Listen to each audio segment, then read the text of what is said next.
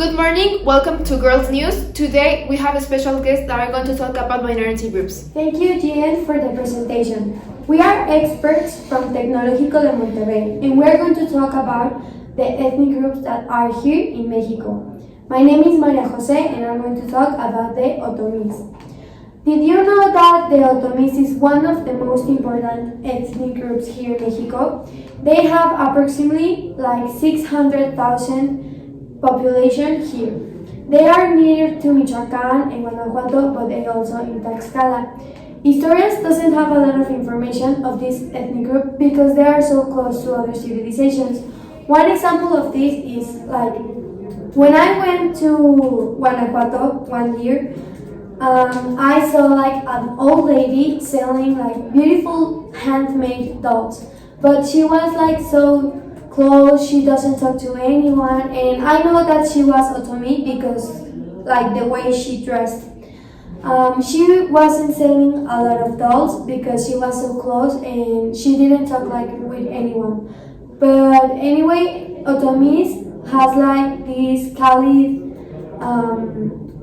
personality that if you talk to them, they will offer you a lot of things. My name is Alexa Lara and I'm going to talk about the Mixtecas. They are located in Oaxaca, Guerrero, and Puebla. They are one of the most ancient towns of Mesoamerica and they have different traditions. They celebrate the origins, the Hispanic origins, with rituals and dance. It has been estimated that more than 1 dozen of languages are Mixtec languages in Mexico. Last year, I went to Oaxaca and I met a Mixteca boy. He told me about their traditions and he also told me about the way their economy works. And it's all about agriculture. I saw the place where they cultivate tomatoes, bean, and chili, and it's really amazing. After all, I learned a lot of things about Mixtecas, like their culture, the way they live, and their traditions. Hi, my name is Alexa Torres and I am going to talk about one of the native groups that are in Mexico, that is called the Navas. The Navas have around 2 million of people and speakers in Mexico. They are located in Puebla, Veracruz, Tlaxcala, and in the south of Mexico. Last year I went to Puebla to visit my grandpas and I saw a little boy that was Nahuatl and I bought him a beautiful handmade sweater. So we started to talk and he told me about his rituals that they do in every special occasion, like when he was born or when someone died. Also, they told me that a lot of words are of the Nahuatl language. That an example is chocolate, that is used almost around the world. My name is Yelis and I'm going to talk about the Mayas. They are a minority group because the number of people that are in that community is around 2 million. The Mayan Empire centered in the tropical lowlands of what is now Guatemala.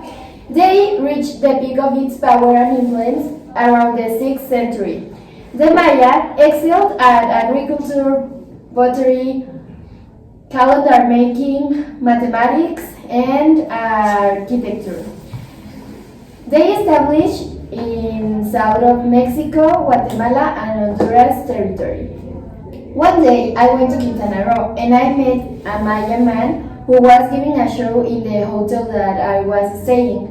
And when they finished, I was so impressed, so I decided to go with him to know more about what they usually do, and he recommended me some places like the pyramids.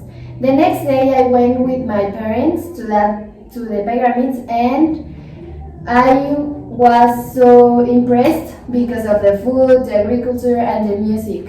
I understood why they are considered one of the most important empires of the world. Well, hello, my name is Valeria and I'm going to talk about the Totonacas.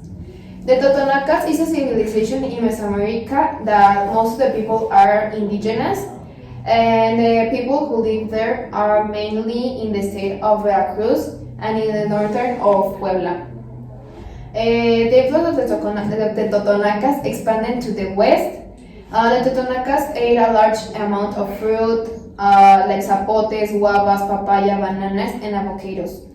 One time I went to Veracruz and I was making a tour with all of my family, and the tour guide told us that she was a Totonacan, and I asked her like what they do and what is the culture and traditions in